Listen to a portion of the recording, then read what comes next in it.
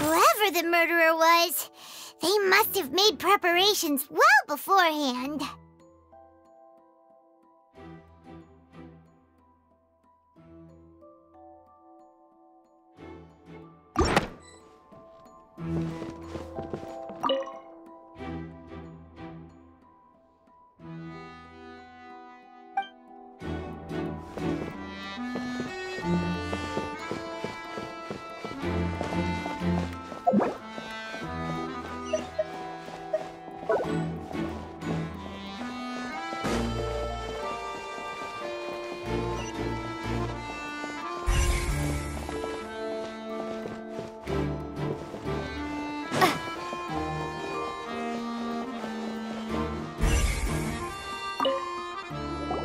I see that you're investigating the area. Well, it just so happens that I'm interested too. If you find any new and interesting leads, be sure to share them with me, all right? We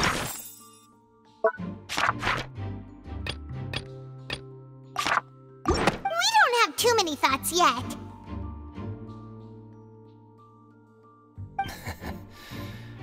Then why don't I tell you my hypothesis first? The way I see it. And I'll start it with that loud thud. The thud? Oh, you mean the sound that happened during the countdown? Yes, exactly. It wasn't terribly loud, but I suspect that most people heard it. It's just that everyone was awaiting the results of Linny's trick with bated breath, so no one paid it much mind. But now that the incident has happened, the thud has become an important clue. That makes sense. So, what do you make of it? I'm of the opinion that it may have been the sound of Linny's accomplice, Lynette perhaps, jumping atop the water tank or something like that. And when the pyrotechnics went off, she cut the rope, sending the water tank crashing down. But wasn't the noise we heard too loud for that? Perhaps the balance wasn't right, leading to a particularly rough landing. Oh, that's true. I suppose I must reconsider. That does remind Paimon, though. What was with that sound?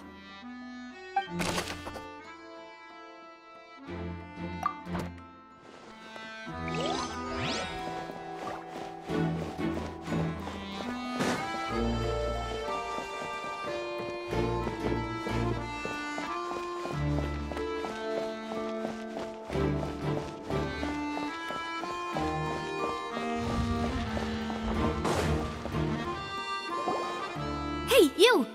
Yes, both of you! Over here! I've been keeping an eye on you for a while now. Huh? You mean us? That's right. If I'm not mistaken, you're also among those who wish to cut down the thorns and pursue the truth. No? And by the looks of it, you're not from Fontaine. Well, you're right on the more about that one, but who are you? Have you never heard of the Spina di Rosula? From mediating disputes and providing protection to solving conundrums, you name it, Spina di Rosula does it. And I, Navia, have the honor of being its renowned president. Though those who play by our rules call me boss. I'm Silver, her attendant. Pleased to meet you. And I'm Melus. Demoiselle's various daily needs and affairs are under my purview. Huh? Boss? Demoiselle? What gives with the names? Well, I am the second generation president. Melus and the others are still used to my previous title. My apologies, Demoiselle. Should you prefer, boss, I will endeavor to use that instead. No need. You don't have to call me boss. Just Navia is fine. Okay, if you say so. Not that we're members of Spina di Rosula anyway. All merely trifling details. Never mind. Now, back to the situation at hand. That's right. I've always kept an eye on the serial disappearance cases. My interest stems from a matter back from my father's time. Judging from the look of things, I find Linny an unlikely mastermind. Really? We think so too! That's why we're looking for clues now. But how did you come to that conclusion? Intuition, naturally. My unparalleled intuition.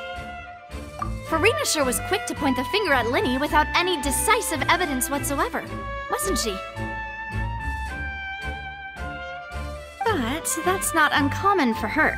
If you remember, the Justice had to interrupt her and ask if she was pressing charges just to keep her from getting carried away. Anyway, a trial begins the moment someone levels charges. And, of course, there was no way Farina was going to back down in that situation. Sounds more like you just don't trust the Hydro Archon.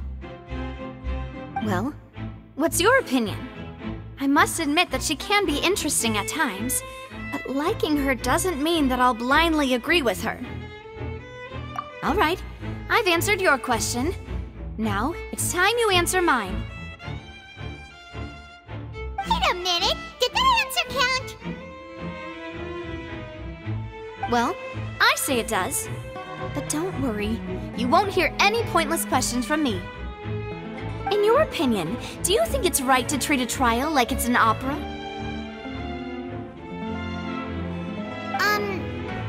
Well?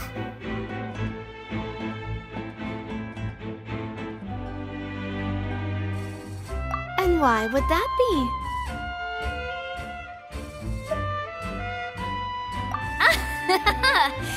See, Silver and Malus? I told you they'd be different. Most astute of you, demoiselle. I too think that the traveler's response was most excellent.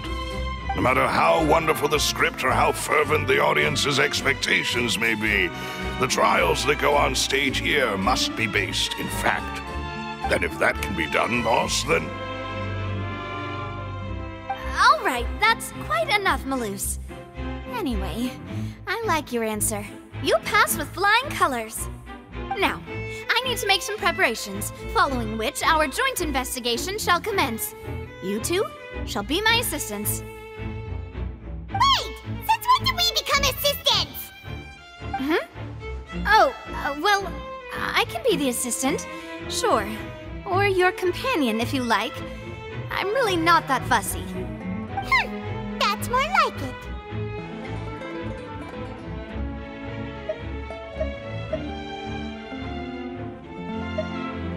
Far be it from me to brag, but I believe that Demoiselle's intuition will be instrumental in uncovering the truth. You wish to save a friend from false accusations, and we wish to unravel the disappearances. In this sense, our goals are aligned. You have a point. You're quite the talker, aren't you, mister? And what about you over there? What do you think? You seem like you've got something on your mind. I have nothing to add. Oh, alrighty then. We'll be making some preparations first. Just be sure to let us know if they start revealing Linny's tricks. Thanks!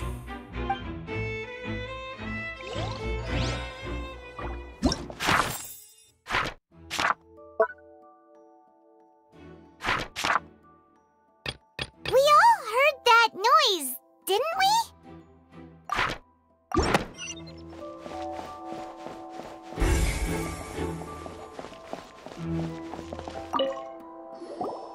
Sorry, but no one can freely enter or exit the Opera House at the moment. If you wish to leave, you must register your identity with us first. No, we're not leaving. We're representing Linny and Lynette as attorneys, so we're investigating the case. Were you always guarding this entrance? Yes, after the Chief Justice gave the order, everyone coming in or out must undergo a strict inspection. So, the missing girl couldn't have left from here. At least, not from that point on. I doubt there was much opportunity then, either. How can you be so sure, Well, because I was in charge of security near the entrance at that time, I couldn't see Linny's performance from here, which was quite a shame. Just my luck. But still, I did not abandon my post, and I stayed put no matter how loud the applause was. If someone had so much as even approached the door, I would have noticed it, let alone if they had tried to leave. We Melusines are good at that sort of thing, you know. So, it's safe to say the girl couldn't have left through here. Alright, thank you for your help. This'll be useful info.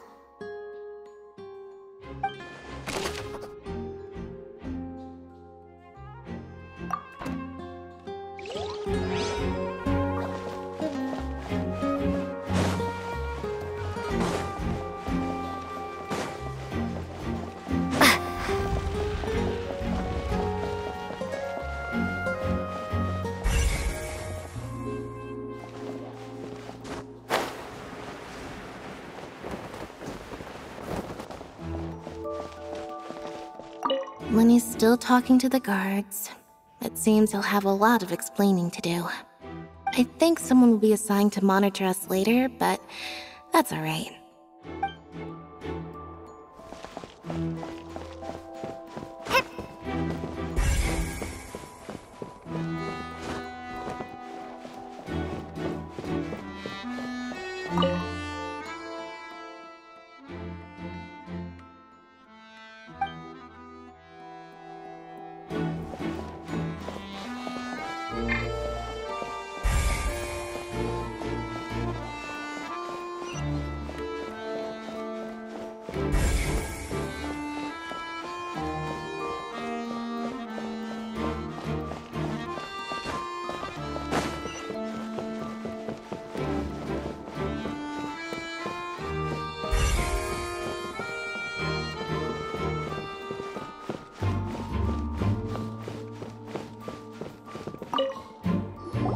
So this is the rope that broke and caused the water tank to fall. The rope looks pretty durable. How can it be burned through so quickly by fireworks? Why are you suddenly so serious, Traveler?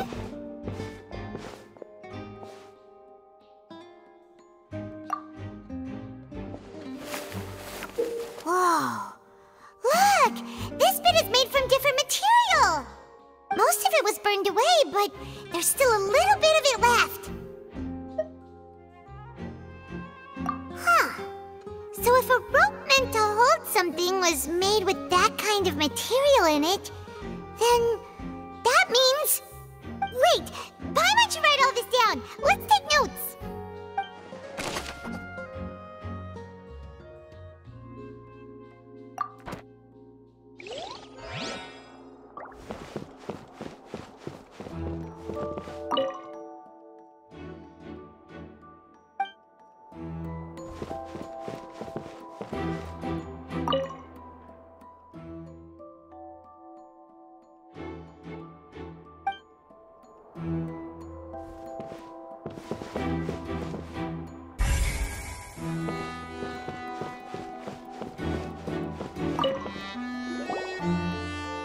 The investigation team has some new findings.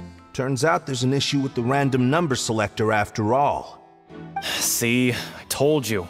What if the machine picked some big guy's seat? You think the murderer would have still made his move then? Sorry to interrupt, but we're helping Linny and Lynette with their side of the investigation. What were you saying about the number selector? There's something wrong with it? You're trying to help them? That'll be a tall order. Linny used the machine to pick a random member of the audience during his performance, right? The lucky girl that later disappeared. Well, we thought there might be a serious problem with the machine, so we had it taken away for further inspection.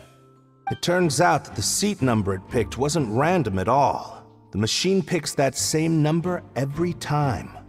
I'm sure you already know that you have to make a reservation in advance to get a seat, regardless of whether it's a trial or some performance.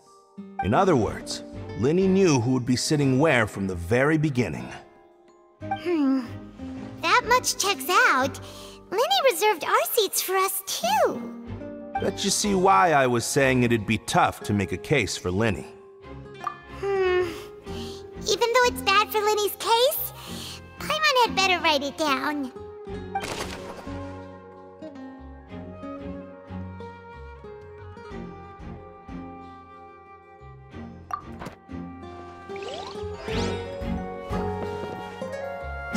Why would it be him? How strange. Why would it... Whoever... The performance would not have been visible from where the doors were guarded.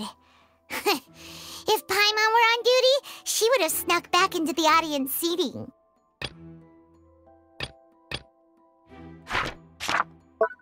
This rope was obviously tampered with. People needed to register and reserve a seat for the show. That, combined with this number selector, could allow you to pick a young lady instead of some old fogey. Whoever the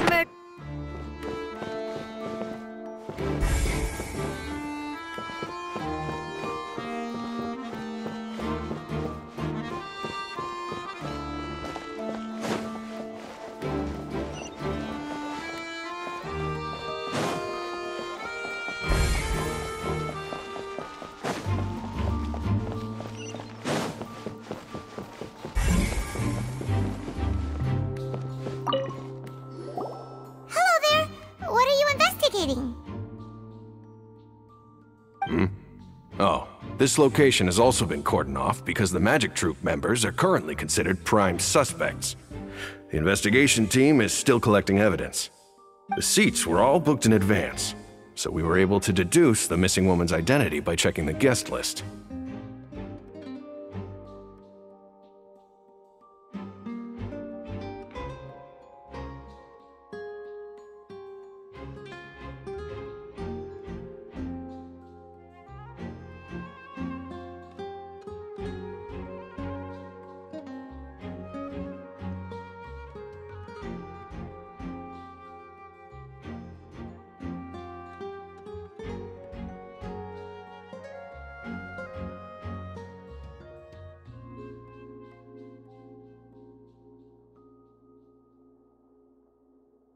Sure, it's not like this is confidential information.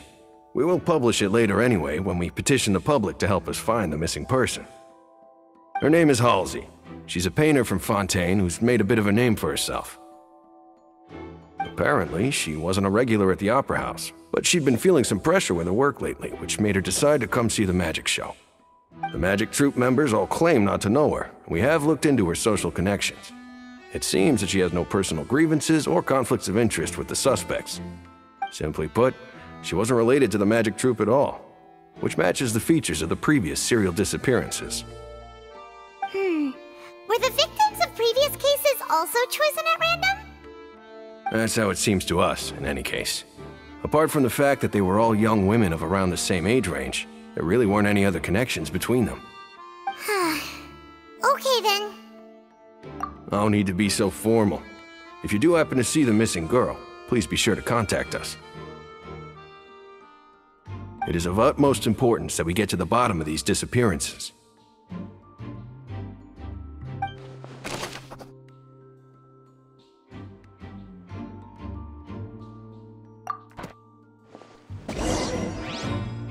We've checked everything of note here at the performance venue.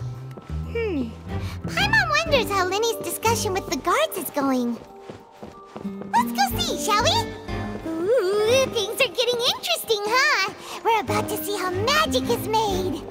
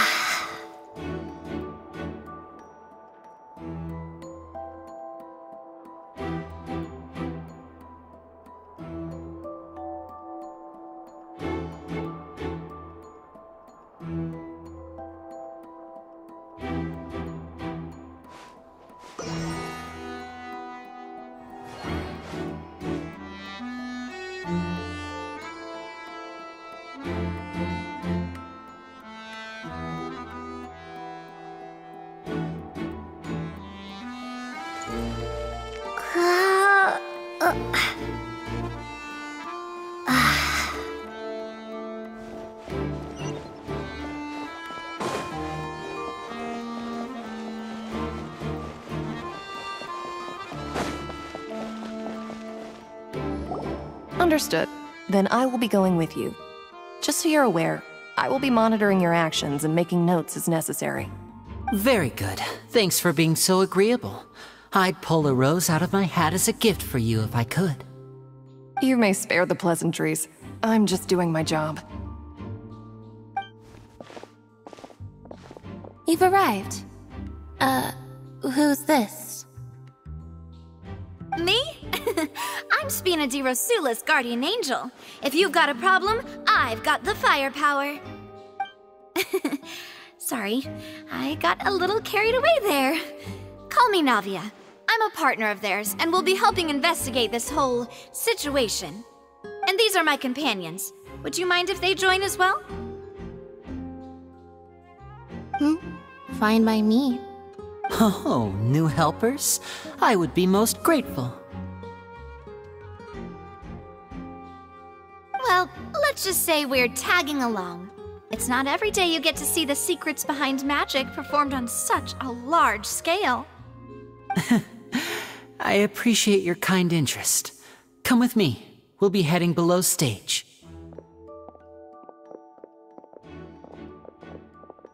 Huh? Below stage? Yes, a world of secrets is hidden beneath this magic box, prepared specifically for this switcheroo trick. But before I reveal everything, you should have a look first. Notice anything strange here?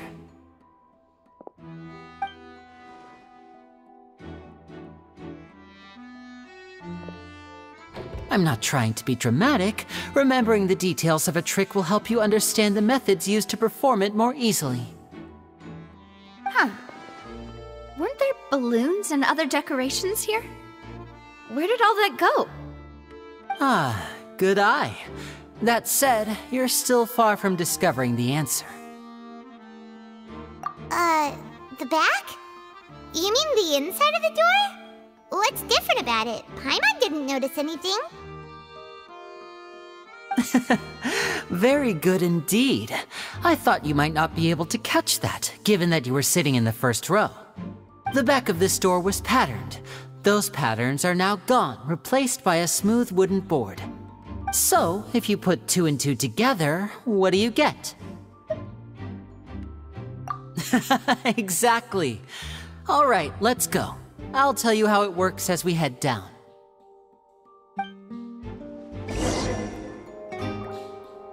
Oh, so there was a passageway under the magic box!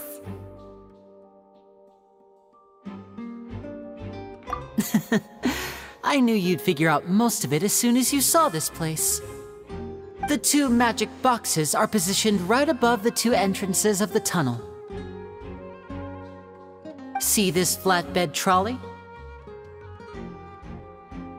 The box with the lucky audience member in it would be shuttled over to the other side using the trolley. This trolley can raise and lower and even rotate, ensuring that the box will face in the right direction.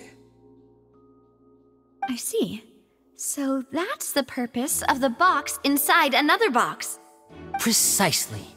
The inner box would descend after the audience member was put inside and be moved along the trolley, all while the outer box would remain on stage as if nothing had ever changed. So that's how you did it! Once the box was lowered, the trolley would store some energy through this device here, with which it would complete the rest of the steps. The audience member would only be able to feel some slight movements in the dark, and by the time she walked out, she would already be back on stage. Right! You were talking that whole time, and you even came out for a moment near the end! Ah, yes. A phonograph operated by Lynette was used to achieve that effect. My assistant and I had already scripted our conversation beforehand.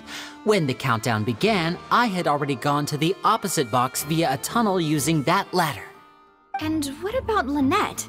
Where was she? I was in the mezzanine space in the back of the box. Oh, interesting! That's how we were able to coordinate Linny's lines with the assistant. And, by the way, I was the one who walked out of the box at the end. I mean, we are twins. All it takes is a change of clothes and no one can tell who's who. And that's my favorite part of this trick. Only Lynette and I can perform it. So that's how it all worked! Wow! Every detail you revealed was more amazing than the last! Lynette would briefly walk out of the box and then go back in, jumping into the tunnel and escaping before the box on the trolley could finish ascending. And then I walk out of the other box in the audience area, and the trick would be complete. The operative word here being would. But as you saw, Cal was in the box, not our audience member. She, on the other hand, mysteriously vanished. We really don't know how that happened. If not for that interlude, this would have been an astonishing trick. I probably never would have figured out how you pulled it off. And yet, to think that someone was able to use this magic trick to commit a crime. Could we have a look around? I think we can come up with some more leads.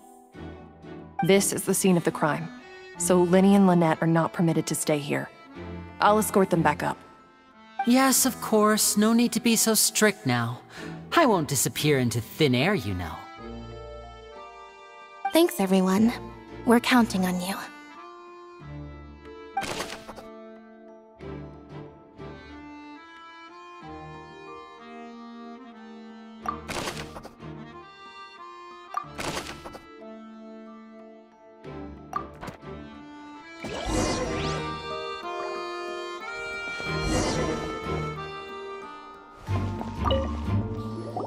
The floor is wet. Please be careful not to slip. Speaking of which, why would there be water here? Oh! Paimon knows! It's one of those tricks where you pour water into a jug and then flip the jug over only for the water to disappear? And here's a broken vase! Huh. Did the trolley knock it down while moving? That can't be. The trolley moves along tracks from start to finish. It couldn't have hit the vase at this distance. Let's note this down too and think about it later.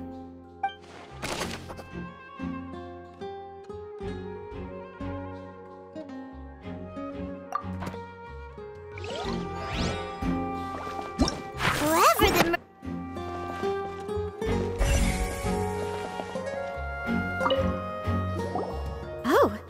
These are the clothes that the lady chosen from the audience was wearing, right? Her clothes are here, but she's nowhere to be found.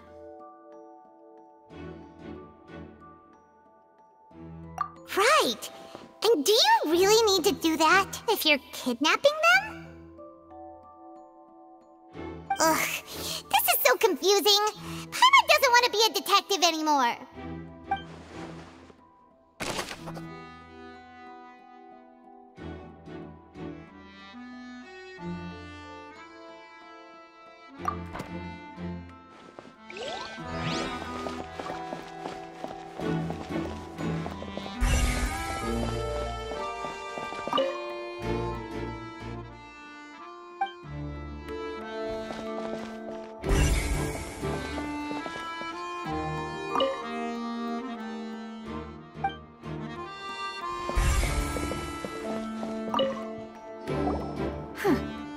What's this?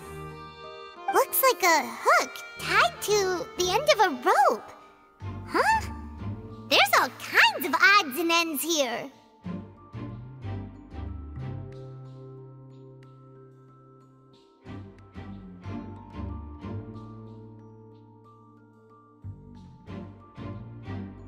Perhaps it was a prop for a different trick.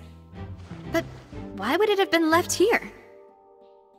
Whatever it is, let's make a note of it first.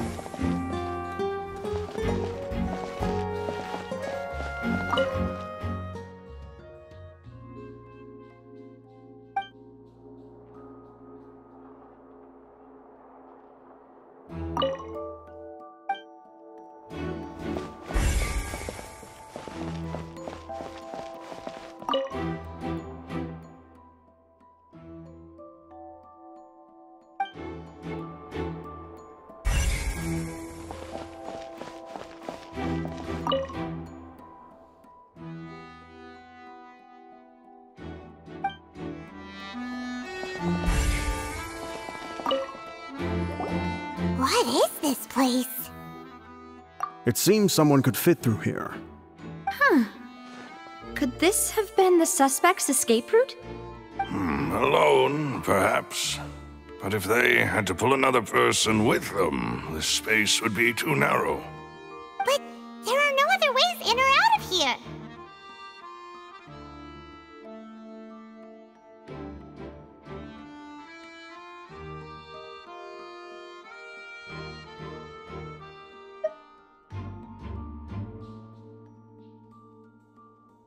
Oh, you're right! Let Paimon write that down.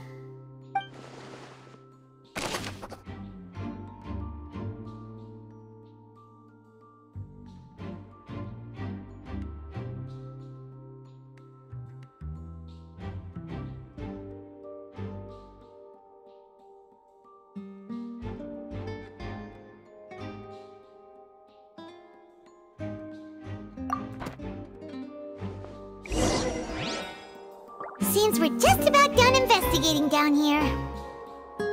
Yes. Let's head back up.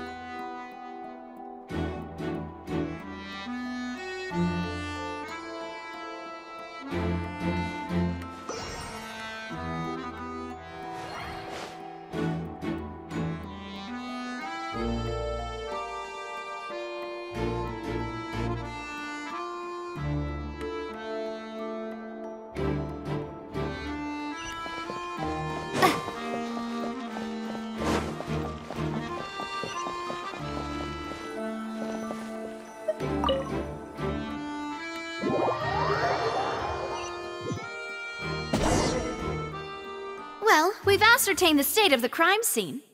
Let's find a place to sort out our findings once Malus returns. It seems to me that there are several things that don't add up here. Apologies for the wait, demoiselle. So, what did the guards say? Did the criminal escape through the vent? They believe the odds of that are very low, since the vent leads to the Opera House's basement. The guards have checked the area carefully. No one left through the basement during the performance or after the incident, and no one was found hiding there. So the tunnels become like a secret chamber then! You know, like the kind you usually see in novels! The plot thickens. Halsey's disappearance and Cowell's death are both quite inexplicable. No wonder Farina was so confident in her accusation. All the current evidence points toward Linny and Lynette. In other words, the charges are very likely to be upheld unless we make some considerable progress. Charges and then trial. So if the charges are upheld, they'll announce a sentence? That's right. This is how a trial goes in the Opera House. During the proceedings, the Chief Justice and the Oratrice will hear statements from both sides. That's right. This is how indemnitium is produced. The statements from both sides, the defenses from attorneys, witness testimonies, and even the audience's emotions will all be projected on the Oratrice. To put it simply, it's as if the Oratrice has its own will, and is a judge in its own right. This also precludes any kind of favoritism on the part of the Chief Justice. And not that this has ever happened anyway. Once both sides have finished speaking, the Chief Justice will make his final decision. This, too, will be used by the Oratrice as a reference. Then, finally, the Oratrice will be consulted by officials. The result it returns is the will of justice itself. Huh? So that machine is the one that actually forgotten Overlet called the shots. In practice, there is very little difference. Both have always come to the same judgment, which is why people have great faith in the Chief Justice. Ah, yes, the guards also asked me to convey that none of us will be allowed to leave this place before the trial. Huh? Why? Because we've chosen to act as the twins' proxies. That makes us persons related to the case. They're concerned that we might be colluding with outside parties, or that we might find outside help to disrupt the case. And even if that were not so, it could prove problematic if we happen to spread key information about the case ahead of time. I'm ready to break out at any time. Whoa, whoa! There's no need for that! Paimon thinks they have a point. That said, are they providing food?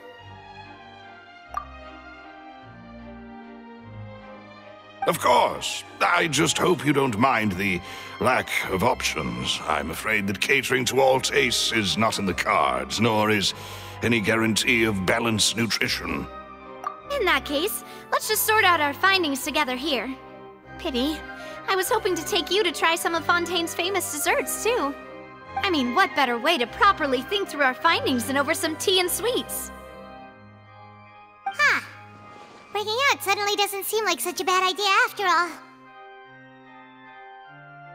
Just kidding! Just kidding! Paimon will still do her best, even if there are no snacks. What do you mean, no snacks? Of course we'll have snacks. If we cannot buy some, then we'll simply make some. Huh? Here? But how? Understood, Demoiselle. Everyone, please come with me.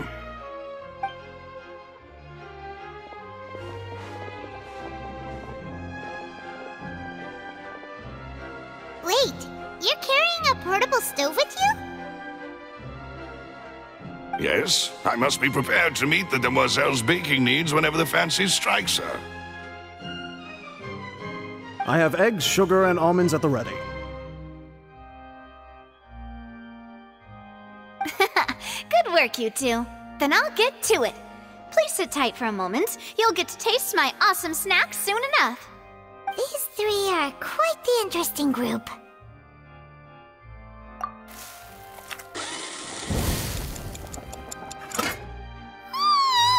And Paimon thought it smelled good while it was still in the oven!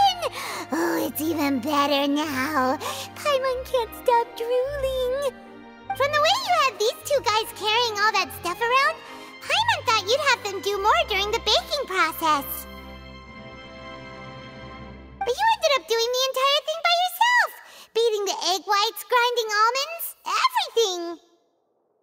I was applauding. And I was giving encouraging smiles. Paimon was just thinking, aren't you worried about getting your fancy dress dirty beating egg whites and baking like this? Well, I don't think it's carved in stone anywhere that fancy ladies can only read books, sip tea, ride horses, and play the piano. I just really enjoy making snacks. Don't underestimate beating egg whites, by the way. It's a real arm workout. You also need to beat them to just the right consistency, or your macarons will crack. Anyway, give these a try, fresh out of the oven. There's 3 for each of us. Only 3? Well, eating too many sweet treats might send all that sugar to your head. You wouldn't be able to think clearly about the case on a sugar rush, would you? Tea is ready to be served as well. This is Demoiselle's favorite, strong black tea with a floral fragrance that clears the mind and lifts the spirit. No need for concern, I'm merely doing as I should.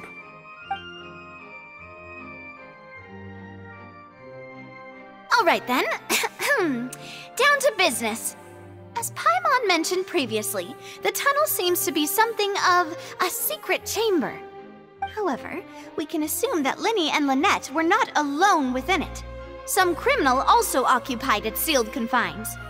The magician twins could have committed the crimes, of course, but they lack any logical motive. Exactly! Why would they do such a thing right when everyone was watching? watching! The flower vase and the thud we heard during the performance could indicate some altercation between Halsey and the criminal in the tunnel, resulting in the shattering of the vase, the discarding of her clothes, and her abduction. Perhaps the criminal thought that since she was chosen from the crowd, she would be too easy to identify if she was still wearing the same clothes. Paimon thinks that makes sense, but the real trouble is...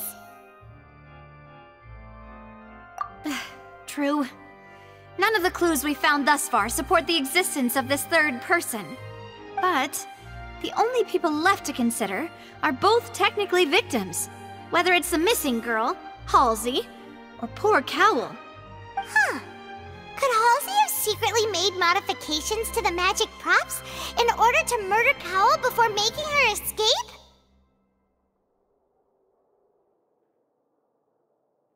That's right. And even if she had tampered with the setup, she would need to understand the entire trick to pull it off. Nor does she have any motive. The guards said that she has never had any dealings with the Magic Troop's members. Were we not thorough enough in our search? From the sound of things, this is turning into an impossible case. Your macarons are amazing though, Navia. They smell great! They're nice and crisp and super sweet! They are my specialty after all. And I see you've already had 5 of them. What? 5? Oh, that can't be right. Paimon only counted 3, honest! Please don't worry about it. At my age, a few less sweets might actually be a good thing. No! Being greedy is one thing, but Paimon knows how to count. Besides, Paimon knows that if she ate too many, then others wouldn't have enough.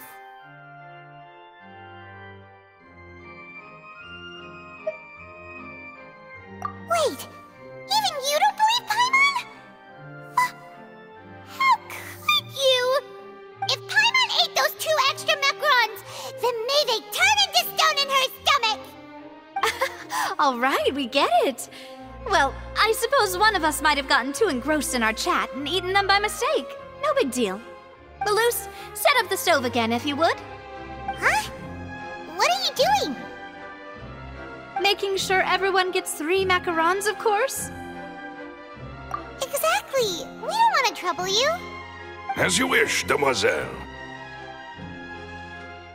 And I have the egg, sugar, and almonds. Well, this really is your hobby, huh?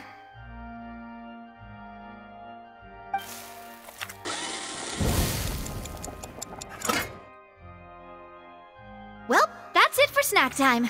I'm going to have another look around the area. I don't know what we're looking for yet, but we've still got some time. As attorneys, I suggest the 2 of you think the case over again. It would be awkward if you got all tongue-tied on stage during the trial. All right, thanks for your help, and for the snacks.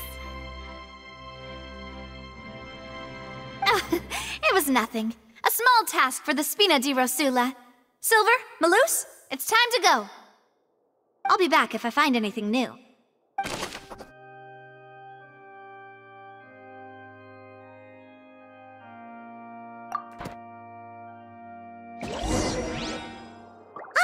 It's time to put our heads together. We've got to get our defense ready for the trial. Oh, it's probably gonna be a long and difficult case. There's no point in worrying about that now. We just need to prepare.